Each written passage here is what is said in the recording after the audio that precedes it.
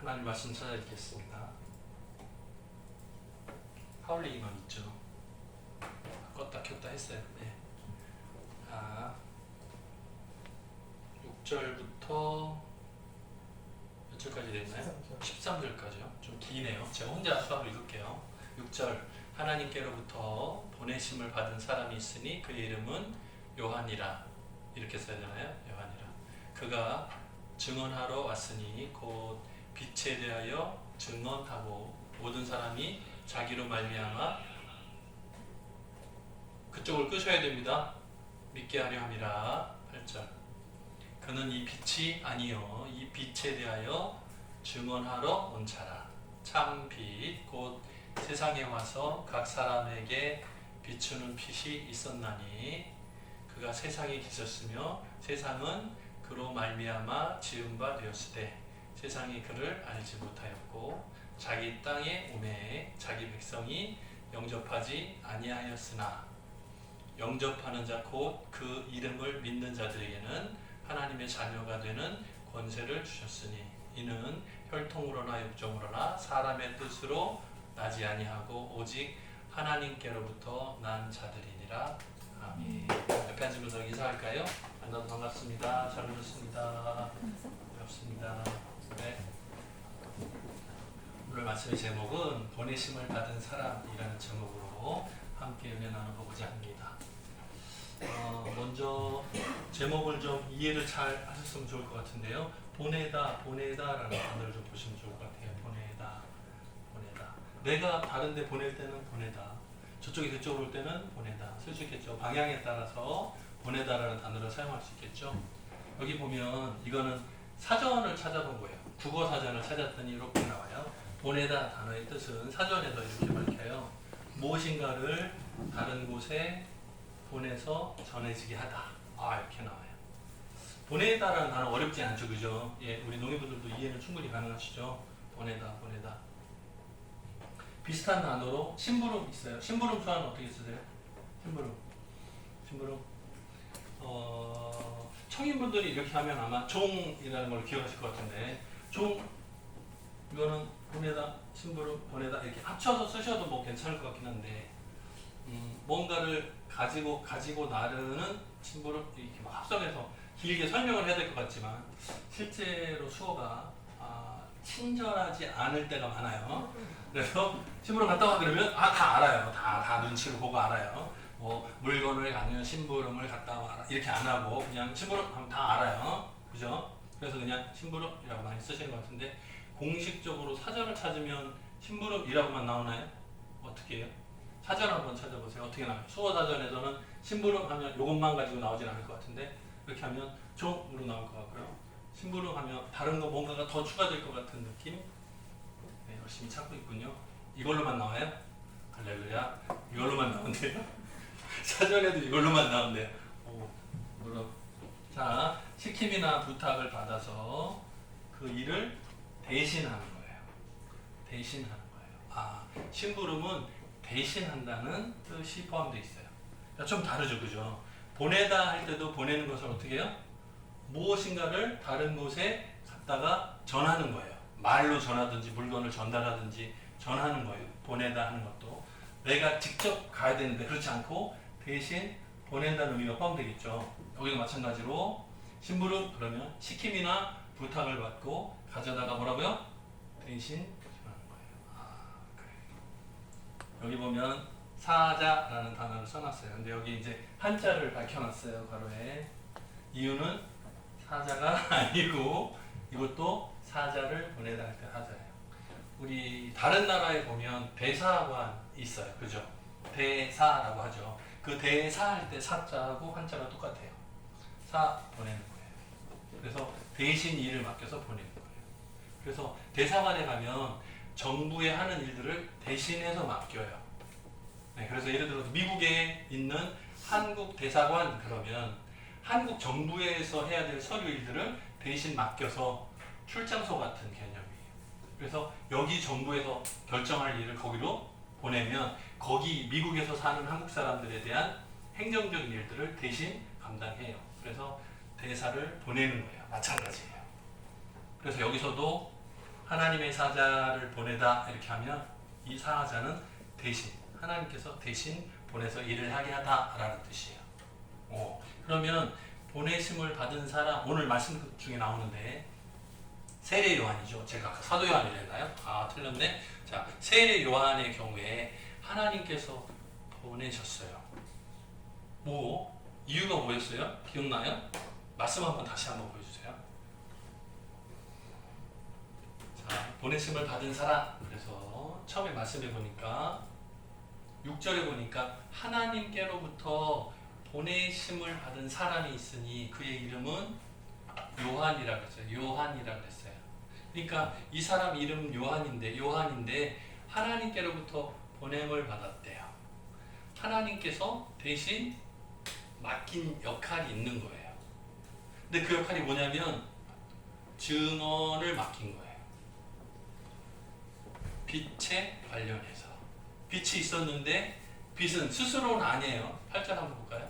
8절 보면 요한이라는 사람은 스스로가 빛이 아니에요. 그런데 빛에 대해서 증언하는 목적으로 대신 보냄을 받은 거예요. 그리고 실제로 참 빛은 세상에 오셔서 각 사람에게 비추는 빛. 이게 누구예요? 예수 그리스도예요. 근데 예수 그리스도에 대해서 미리 와서 증언하는 사람이 필요한 거예요. 그게 세례 요한에게 맡겨진 사명, 대신 보냄을 받은 사명자인 거예요. 자, 별명이 있는데 원래 이름은 요한이에요. 그런데 세례라는 단어가 추가로 별명처럼 붙었어요. 그래서 세례 요한이라고 됐어요. 이제 세례라는 단어가 추가된 이유는 무엇인가 하면 세례라는 형식을 처음 시작했어요. 예수님이 먼저 아니고 세례 요한이 먼저. 네, 그 이전에는 세례가 있었어요, 없었어요? 없었어요. 세례라는 예식이 시작된 게 세례 요한으로부터 시작됐어요. 그러면 그 이전에는 죄 용서함을 받는 방법이 뭐였어요? 우리가 세례의 의미는 죄 씻음이라고 그랬죠. 우리 세례 교육할 때도 책자에 나온다고 그랬어요. 세례의 이유는 죄 사함을 받기 위한 목적으로 세례를 받는다 말했어요. 그러면 그 이전에 구약 시대 때는 죄 문제가 일어났을 때 죄 용서함을 받는 방법은 뭐였어요? 제물을 끌고 와서 대신 전가를 시켜서 사람이 죄 범한 것을 동물에게 전가시키고 죽이는 거예요. 왜? 내가 죽지 못하니까 대신 동물에게 전가시키고 동물을 죽여서 피를 흘리는 것을 보고 끔찍함을 느끼는 거예요. 내가 저렇게 죽어야 마땅한데 내가 죽지 않고 대신에 동물을 죽였구나. 그걸 보고 내 죄 대신에 용서함을 받는다라는 걸 보는 거예요. 그런데 그 동물의 피 흘림을 보는 것을 이제 다 어떻게 해요? 예수 그리스도께서 십자가에 달려 죽으심으로 온 인류의 죄를 해결하시는 거죠. 구약 시대 때는 일시적인 문제를 해결했어요. 그런데 예수님께서 십자가에 달려 죽으심을 통해서는 과거와 현재와 미래의 모든 죄 문제를 해결하셨어요. 차이가 있죠. 그런데 그 이전에 나는 죄인입니다. 내가 이전까지 지었던 죄 문제를 용서받고 싶습니다. 새롭게 시작하고 싶습니다. 그 마음으로 세례요한 앞에 수많은 사람들이 줄을 져서 세례를 받았어요. 물론 그 당시에는 침례였겠지만 그렇게 세례라는 예식이 시작됐어요. 자, 그리고 예수님을 만났을 때 예수님께 세례를 주기도 했어요. 입장을 한번 바꿔놓으세요. 세례 요한 입장에서 줄을 서가지고 한 사람씩 세례를 줘. 이렇게 뉘었다가 일으켰다 했어요. 근데 예수님이 왔어. 어떻게? 세례 요한은 예수님을 처음 만났을 때 보라, 세상 죄를 지고 가는 하나님의 어린 양이로다 선포한 적이 있어요. 그러니까 세례 요한의 경우에는 예수님을 딱 만났을 때 예수님이 누구신지 금방 알아봤어요.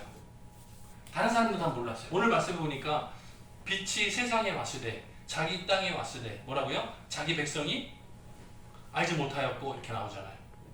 그죠? 그런데 요한은 알았어요. 첫눈에 딱 보고 알았어요. 나는 신발끈을 푸는 것도 감당하지 못하겠습니다. 이렇게 고백을 했어요. 그런데 세례를 내가 받아야 된다. 왜? 똑같이 사람의 대표자로 예수님 오셨기 때문에 똑같이 사람들하고 똑같이 세례를 받기를 원하셨어요. 그래서 세례 요한이 예수님께 세례를 베풀어요. 자, 그리고 나중에 세례 요한에 대해서 복음서에서 나오는 평가가 나와요. 뭐라고 나오냐면 여자가 낳은 자 중에 가장 큰 자다. 그래서 세례 요한이 성경에 나오는 가장 우량하기다. 가장 큰 자다. 이렇게 평이 나와요. 칭찬이 나와요. 근데 이 다음 말씀이 뭐라고 나오냐면 하지만 천국에서는 이 또한 작다. 그랬어요. 뭐라고요? 천국에서는 누가? 어린아이와 같은 자가 큰 자고 겸손한 자가 큰 자니까. 그죠? 여자가 낳은 자 중에, 그러니까 인류의 역사에서 가장 위대하다, 존경받아야 될 사람이 누구냐? 그러면 세례 요한이다. 이 평이에요. 최고의 평이에요. 그런데도 불구하고 천국에서는 오히려 작은 자가 될 것이다.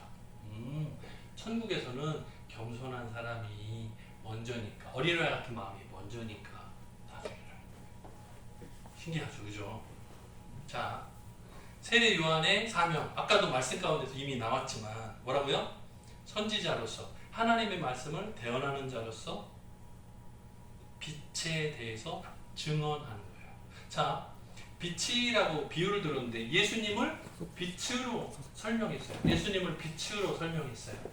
자, 그러니까 예수님은 곧 빛이다. 그러면 반대로 세상은 뭐라는 거예요? 어둠이라는 거예요. 빛과 어둠으로 대비해서 설명을 하는 거예요. 자, 예수님은 빛이에요. 그런데 자기 땅, 다시 말하면 예수님은 하나님과 함께 천지 모든 만물을 창조하셨으니까 자기가 만든 세상에 왔어요. 빛으로 왔어요. 그런데 어둠이 깨닫지 못해요. 이 말이 좀 어려워요. 사실은 굉장히 어려워요. 지금 우리가 지하에 있는데 지금 불을 끄면 어떻게 되는지 아세요? 옆에 앉은 사람이 안 보여. 저는 교회 올 때마다 먼저 오니까 항상 깜깜할 때 왔다가 제가 불을 켜면 이렇게 환해지니까 불을 켜면 다 보이잖아요. 그죠? 내가 불을 켰다 껐다를 인식하고 알아요. 그런데 세상은 예수님이 와서 빛으로 오신 예수님이 빛을 비춰 나타냈는데 다 몰랐어요. 이유가 뭘까요? 어려워요? 자, 지금은 불이 켜 있어요? 보여요? 근데 불을 켰는데 안 보여. 이유가 뭐예요? 둘 중에 하나겠죠. 죽었거나 자거나 둘 중에 하나야 아마. 자, 그래서 우리가 영적인 표현을 할 때 잠들었다라는 표현도 쓰고 죽었다 표현도 써요. 그죠? 그런데 영적으로 예수님이 빛으로 오셨어요. 예수님이 오신 것을 모른다. 예수님이 누구신지 만나고 예수님의 행하심과 기적 나타남을 보고도 예수님이 누구신지 모른다? 그럼 뭐예요? 죽었거나 영적으로 죽었거나 깨닫지 못하는 상태, 무지한 상황인 거예요. 예수님이 누구신지 안다. 그러면 새롭게 태어난 상황이 되겠죠. 거듭난 상황이 되겠죠. 그러니까 세례 받은 사람, 내가 죄인입니다 라고 고백하고 내 죄 문제에 대해서 해결이 필요합니다 라고 고백하는 사람은 예수님을 만나고 나면 죄 문제가 해결되고 나니까 예수님이 누구신지 보이겠죠. 빛을 느끼겠죠. 그래서 빛을 향해서 나가겠죠. 빛을 따라서 행하겠죠. 빛이 좋아하고 기뻐하는 곳으로 가겠죠. 어둠으로 숨지 않고 세상으로 방황하지 않고 하나님께서 기뻐하시는 그 자리로 나올 수 있겠죠. 새롭게 출발했으니까. 근데 여전히 잠들었거나 죽었다면 오지 못하겠죠. 그 상황을 설명하는 거예요. 그래서 세례 요한은 빛에 대하여 증거하는 사자로 보냄을 받았어요. 여기 나와요. 참 빛은 곧 예수 그리스도. 네, 어려운 내용이 아니에요. 자, 그런데 말씀 속에 이제 요한복음 12장 내용에서 이런 설명이 추가로 나오는데, 자, 빛을 믿으며, 이 빛하고 예수 그리스도는 치환해서 볼 수 있어요. 예수 그리스도를 믿으면 뭐라고요? 빛의 아들이 되리라. 예수님의 자녀, 하나님의 자녀가 되겠다 하는 말씀 똑같은 거예요. 자, 보세요. 사람이 나를 섬기려면, 이 말을 이거랑 이렇게 섞어서 설명하면 사람이 예수님을 섬기려면 예수님을 따르면 된다? 예수님을 따르면 된다예요. 어렵지 않아요. 자, 그러면 사람이 나를 섬기면 뭐라고요? 아버지 하나님께서 그 사람 귀하게 여기신다. 이 말씀이 정리된 게 여기 나와요. 요한복음 1장 12절. 오늘 말씀에 나오죠. 영접하는 자, 곧 예수의 이름을 믿는 자들에게는 하나님의 자녀가 되는 권세를 주셨으니. 그래요. 뭐라고요? 빛을 믿으면, 예수님을 믿으면 뭐라고요? 예수님을 따르게 되고, 예수님을 따르면 하나님께서 예수님을 따르는 이 사람들을 귀하게 보신다는 거예요. 그렇게 여기신다. 이거를 정리한 게 이거라고요. 예수님을 믿고 따르고 예수님을 섬기는 사람들에게 하나님의 자녀가 되는 권세를 주시겠다라는 약속이에요. 자, 이게 되려면 뭐가 돼야 돼요? 하나님의 자녀가 되기 위해서, 예수님을 따르기 위해서는 뭐가 결단이 돼야 돼요? 하나님과 사람 사이에, 하나님과 죄인 사이에 공백이 있어요. 이 차이가 있어요. 건너가지 못하는 다리가 있어요. 이 사이는 뭐예요? 죄라는 문제가 있어요. 죄 문제를 해결하면 하나님과 만날 수 있어요. 참 빛으로 나오려면 어둠이 어떻게 돼요? 사라지죠.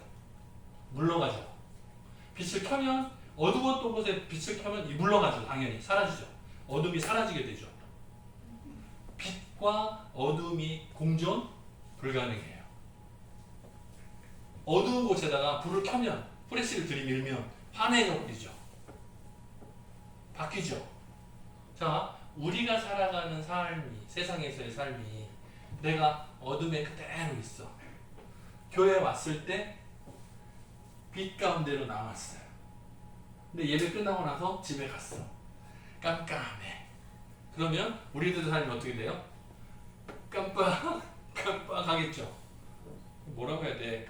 깜빡이는 이래야 돼요? 뭐라고 해야 돼요? 우리는 계속 빛의 자녀로 살려면 빛을 비추면서 살아야 되죠. 그게 빛의 자녀답게 사는 거죠. 밝아져야 돼. 우리가 어둠 가운데 들어갔을 때 주변이 밝아져야 돼요. 자연이. 근데 우리가 세상에 나가는데 여전히 똑같다. 그럼 뭐예요? 내가 이게 고장났거나 내가 죽었거나, 그죠? 책임감이 갑자기 무거워지죠. 그죠? 자, 예수님을 믿어요 라고 고백해요. 내 죄 문제를 해결하신 예수 그리스도, 빛의 자녀로 살겠습니다. 예수님을 영접했어요. 하나님의 자녀가 됐어요. 하나님의 자녀로서의 삶을 세상에 나가서도 드러내고 살 수 있겠는가? 아니면 간첩처럼 감추고 왔다 갔다 깜빡 이렇게 하고 살겠는가? 어때요? 오늘은 교회 왔으니까 딱 켜졌어. 근데 문 열고 딱 나가는 순간 딱 끄고 돌아다녀. 교회 딱 문 여는 순간 짠! 켰지롱. 이렇게 왔다 갔다 할 것인가? 한번 켠 거를 계속 켜고 살아야 된다. 그리고요, 계속 켜고 산다는 얘기는 어두운 가운데 우리가 들어갔을 때 그곳이 밝아진다는 거죠. 그러면 뭐랑 비슷하냐면 세례 요한의 빛에 대해서 증거하러 그 온 모습과 비슷해지는 거예요. 세례 요한은 빛에 대하여 증거하러 보냄을 받은 자예요. 우리는 어때요? 우리는 세례 요한의 연장선이에요. 물론 믿음의 후손들이지만 우리도 똑같이 예수님 믿기로 결단하고 예수님을 영접하고 하나님의 자녀가 된 사람들이에요. 자, 오늘 주일 예배를 마치고 나서 세상으로 다시 돌아갑니다. 그러면 세상이 여러분들 때문에 밝아져야 돼요. 아니면 배터리가 떨어졌어. 막 가다가 와! 그리고 다시 교회 와가지고 충전해서 쫙 해가지고 와! 곤란하겠죠? 어때요? 그렇게 느껴요? 자, 충전용이 아니에요. 빛의 자녀는 한번 빛을 받으면 그대로, 물론 우리가 빛은 아니에요. 누구도? 세례요한도 그가 빛은 아니라고 그랬어요. 네? 오늘 말씀 읽을 때 나왔잖아요. 그는 세례 요한은 빛이 아니되 빛을 증거하러 온 자라 그랬어요. 사명을 받았을 뿐이에요. 하지만 예수님과 동행하는, 예수님과 함께하는 그 삶에서 우리가 자연스럽게 빛이 드러나야 하는 거예요. 그렇게 되면 오네심을 받은 사람은 세례 요한 한 사람만이 아니라 우리들도 이 반열에 포함될 수 있는 거예요. 이번 한 주간 동안 저와 여러분을 통해서 하나님 영광 거두시는 귀한 은혜들이 가득 일어나는, 빛이 증거되어지는 여러분들의 삶의 현장이 되기를 주님의 이름으로 축복합니다. 같이 기도하겠습니다. 사랑이 많으신 하나님 아버지 감사합니다. 오늘 예배를 통해서 보냄을 받은 사람 세례 요한을 다시 한번 생각해 봅니다. 우리들의 삶도 세례 요한처럼 빛에 대하여 증거하는 사명을 받은 줄 믿습니다. 우리들의 삶을 통해서 주변의 많은 사람들이 하나님의 살아계심을 발견하고 예수님을 만나고 예수님을 영접하는 그 은혜들이 넘쳐날 수 있도록 도와주옵소서. 감사드리옵고 예수님 이름으로 기도드립니다. 아멘.